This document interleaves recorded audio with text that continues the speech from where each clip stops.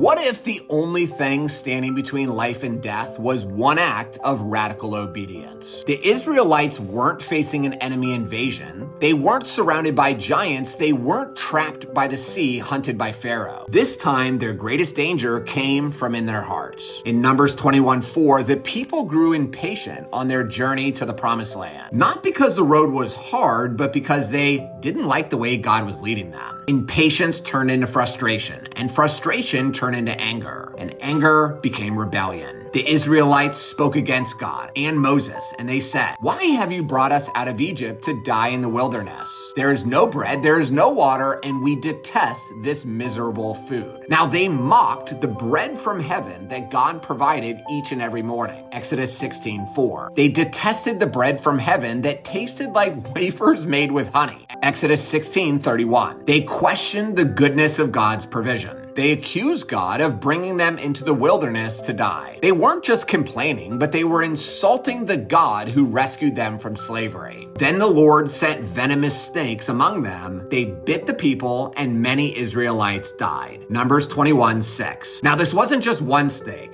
This was thousands of venomous snakes slithering through tents, biting men and women and children. The people collapsed on the ground as the poison spread through their bodies. Screams erupted through the camp. The men, they did everything they could to protect their families, but the snakes kept coming. Death spread like wildfire. Finally, the people run to Moses and confess in Numbers 21:7. "We have sinned. Pray that the Lord will take the snakes away from us." You see, they wanted God to remove the consequence of their sin, but God did something that they did not expect. The Lord said to Moses, "Make a snake and put it on a pole. Anyone who is bitten can look at it and live." Numbers 21:8. This is crazy, right? But Moses chose radical obedience, even though he didn't understand. So Moses made the bronze snake and he put it on a pole. Then when anybody was bitten by a snake and they looked at the bronze snake, they would live. Numbers 21:9. Now God could have easily just removed all the snakes, but instead he required a single act of radical obedience, because radical obedience reveals trust, and trust reveals the heart.